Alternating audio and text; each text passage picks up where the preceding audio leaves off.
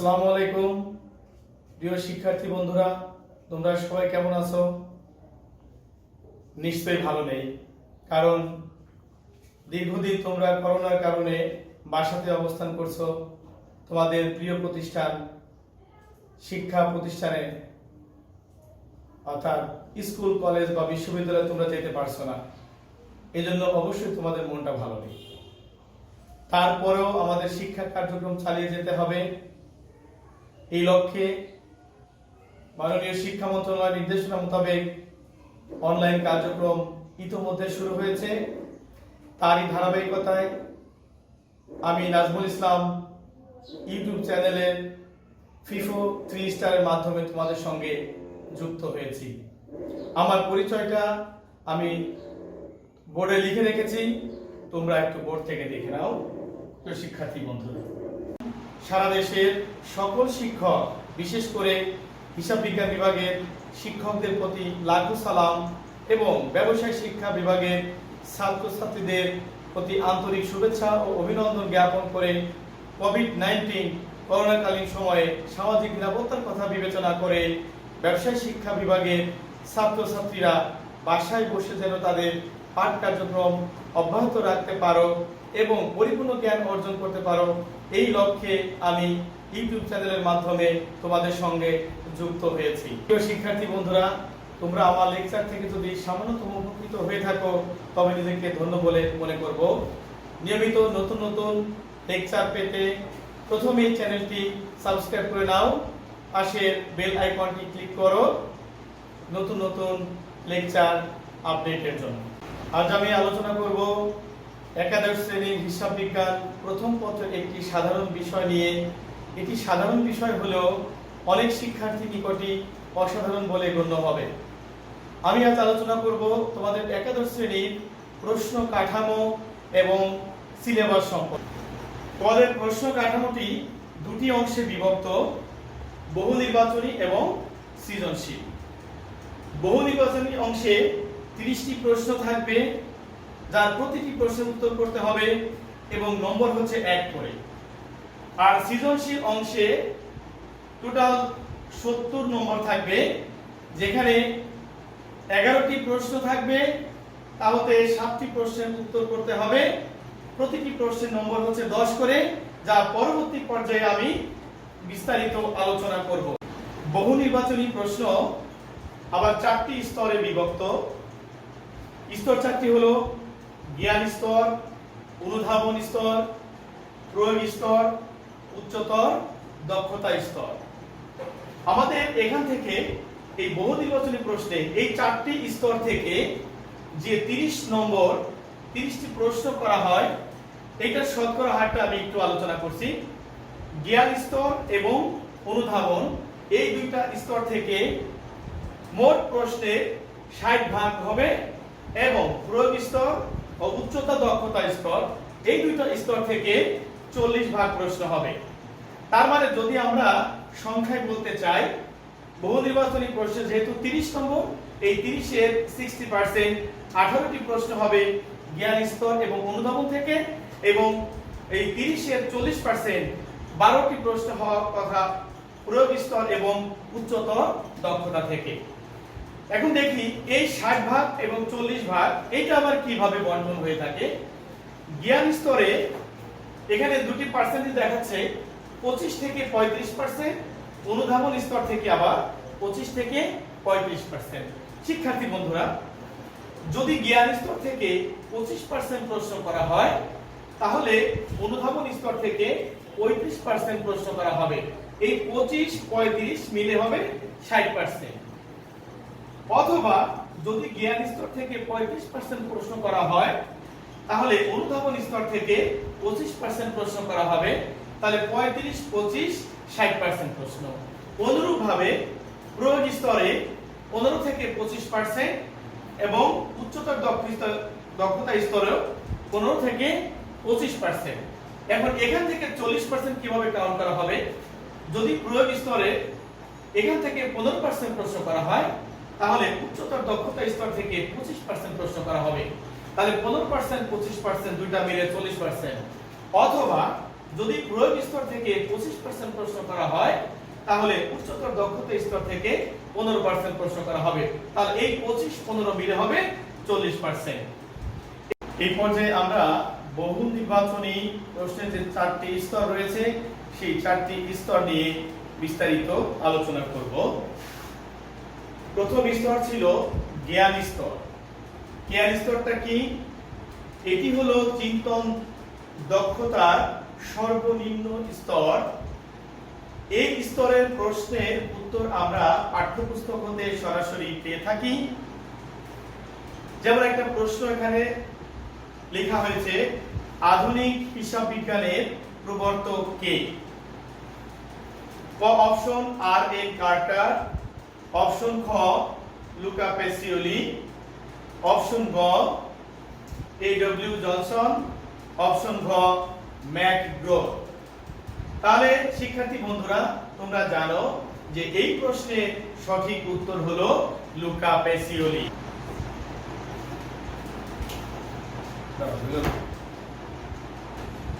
অনুধাবন স্তর। অনুধাবন হলো কোন বিষয়ের অর্থ বোঝার দক্ষতা। যেমন বিক্রেতা বলতে কোনটিকে বোঝায়? এখানে 4টি অপশন দেখা যাচ্ছে। অপশন ক মূল্যদাতা, অপশন খ বিনিয়োগকারী, অপশন গ পাওনাদার, অপশন ঘ সুবিধার গ্রহীতা। শিক্ষার্থী বন্ধুরা, যেহেতু অনুধাবন অর্থাৎ অর্থ বুঝতে হবে, তাহলে এখানে বিক্রেতা বলতে কোনটিকে বোঝায়? তাহলে মূল্যদাতা হচ্ছে যিনি মূল্য দিয়ে থাকবেন। আচ্ছা, বিক্রেতা তো পণ্য সরবরাহ করে থাকেন, তাহলে উনি মূল্য দান করবেন না। বিনিয়োগকারী যিনি অর্থ বিনিয়োগ করে থাকেন। পাওনাদার যে আমার কাছে টাকা পাবে। সুবিধার গ্রহীতা যিনি সুবিধা গ্রহণ করেছেন। তাহলে আমি যদি কারো কাছে পণ্য বিক্রি করে থাকি, যার কাছে পণ্য বিক্রি করছি সে সুবিধা গ্রহণ করছে, তাহলে সুবিধা গ্রহীতাও না। তাহলে যে অপশনগুলো দেখা যাচ্ছে এই অপশন থেকে বোঝা যাচ্ছে যে বিক্রেতা বলতে পাওনাদারকে বোঝাচ্ছে। তার মানে আমি যদি কারো কাছ থেকে পণ্য বাকিতে ক্রয় করে থাকি তাহলে আমি ক্রেতা আর ওই ব্যক্তি হচ্ছে বিক্রেতা। যিনি আমার কাছে টাকা পাবেন তিনি আমার পাওনাদার। সুতরাং সঠিক উত্তরটি হলো প্রয়োগ স্তর। প্রয়োগ স্তর বলতে পূর্বে শেখা বিষয়কে নতুন কোন পরিস্থিতিতে ব্যবহার করার দক্ষতাকে বোঝায়। তার মানে আমরা পূর্বে শিখেছিলাম এমন বিষয়কে নতুন কোন পরিস্থিতিতে আমরা সেটা ব্যবহার করব। যদি আমরা একটা প্রশ্ন দেখি, শিক্ষানবিশ সালামি প্রাপ্তি ৬০০০ টাকা, এর দ্বারা ব্যবসায়ে আয় বৃদ্ধি পেয়েছে, দায় বৃদ্ধি পেয়েছে, তার সম্পদ বৃদ্ধি পেয়েছে। নিচের কোনটি সঠিক? এখানে ক খ গ ঘ 4টা অপশন আছে। কতে বলা হয়েছে 1 ও 2, খ 1 ও 3, গ 2 ও 3, ঘ 1, 2 ও 3। শিক্ষার্থী বন্ধুরা, এই প্রশ্নটির উত্তর জানার জন্য আমাদের একটি জাবেদার সাহায্য আমরা নিতে পারি।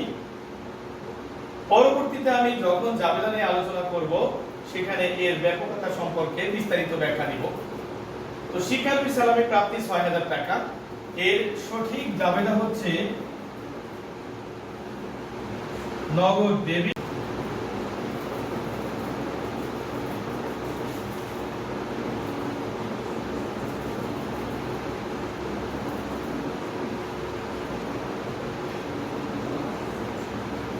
নগদ ডেবিট, শিক্ষানবিশ সালামি ক্রেডিট। তাহলে এই নগদ টাকা হচ্ছে আমাদের সম্পদ। তার মানে 3 নম্বর অপশনে আছে সম্পদ বৃদ্ধি পেয়েছে। নগদ ডেবিট হওয়া মানে নগদ নামক সম্পদ বেড়েছে। শিক্ষানবিশ সালামি এটা আমাদের আয়। তাহলে 1 নম্বর অপশনে আছে আয় বৃদ্ধি পেয়েছে। সুতরাং আমরা এই জাবেদা থেকে দেখতে পাই যে 1 এবং 3 নাম্বার মানে যা আছে আয় এবং সম্পদ বৃদ্ধি পেয়েছে। সুতরাং অপশন খ তে যেটা আছে 1 ও 3 অর্থাৎ খ নাম্বার উত্তর সঠিক। উচ্চতর দক্ষতা স্তর পূর্বে জানা তত্ত্ব বা তথ্য যেটা জ্ঞানগুলো ব্যবহার করে নতুন কোনো পরিস্থিতিতে বিচার বিশ্লেষণ করা, সিদ্ধান্ত গ্রহণ করা এবং মূল্যায়নের দক্ষতাকে উচ্চতর দক্ষতা বলে। আমরা একটা উদ্দীপক দেখতে পাচ্ছি, মিসেস শাকিলা 2018 সালের 1 জানুয়ারিতে নগদ 2 লক্ষ টাকা নিয়ে ব্যবসা আরম্ভ করলেন। 1 জুলাই তিনি 40,000 টাকার পণ্য বিক্রয় করলেন এবং 31 ডিসেম্বর কর্মচারীদের বেতন পরিশোধ করলেন 5,000 টাকা। এই উদ্দীপকের আলোকে আমাদের একটা, দুইটা বা তিনটা প্রশ্ন থাকতে পারে। প্রশ্ন এক নম্বরে যে প্রশ্নটা করা হয়েছে যে 1 জুলাই তারিখের লেনদেন দ্বারা হিসাব সমীকরণের রোমান 1 এ উপাদান বৃদ্ধি পেয়েছে, রোমান 2 এ উপাদান হ্রাস পেয়েছে, রোমান 3 ও ই উপাদান বৃদ্ধি পেয়েছে, নিচের কোনটি সঠিক? শিক্ষার্থী বন্ধুরা, এই প্রশ্নটির উত্তরের জন্য আমাদের হিসাব সমীকরণটা একটু দেখতে হবে এবং একটি জাবেদার সহায়তা আমরা নিব। তাহলে আমাদের হিসাব সমীকরণটা হলো a ইকুয়াল l প্লাস ও ই। এখানে a হলো অ্যাসেট সম্পদ, l লায়াবিলিটিস দায়, ও ই ওনার্স ইকুইটি মালিকানা সত্ত্ব। আমরা দেখব যে এই এ এল বা ও ই কোন উপাদানের হ্রাস বা বৃদ্ধি পেয়েছে। তাহলে 1 জুলাই তিনি 40,000 টাকার পণ্য বিক্রি করলেন। এইটার জাবেদা হলো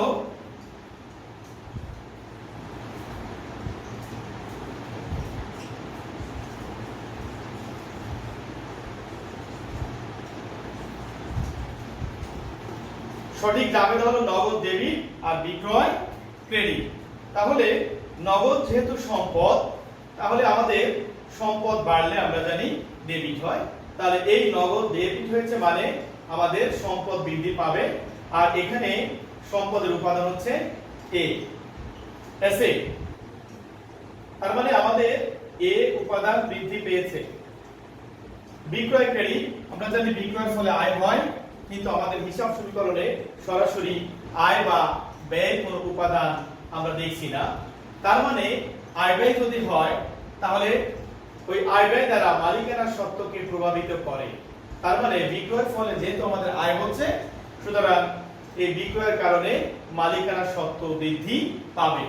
তাহলে আমরা এই জাবেদার ভিত্তিতে বলতে পারি যে 1 নম্বর রোমানে যেটা আছে এই উপাদান বৃদ্ধি পেয়েছে, আর 3 নম্বর রোমানে আছে অনার্স ইকুইটি উপাদান বৃদ্ধি পেয়েছে।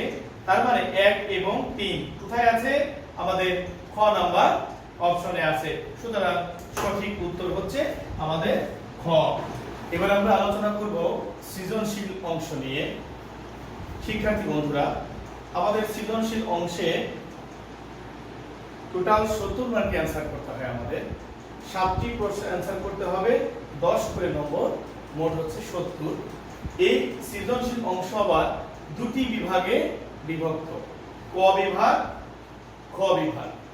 ক বিভাগে দুটি প্রশ্ন থাকবে আর্থিক বিবরণী হতে, যেটা এক মালিকানা প্রতিষ্ঠানের আর্থিক বিবরণী। দুটি প্রশ্নেরই উত্তর আমাদের করতে হবে। এই দুটি প্রশ্ন বাধ্যতামূলক, যার নম্বর থাকবে 10 করে, দুটি মোট হচ্ছে 20 নম্বর। খ বিভাগে আর্থিক বিবরণী ব্যতীত সিলেবাসের অন্যান্য অধ্যায় থেকে মোট 9টি প্রশ্ন থাকবে।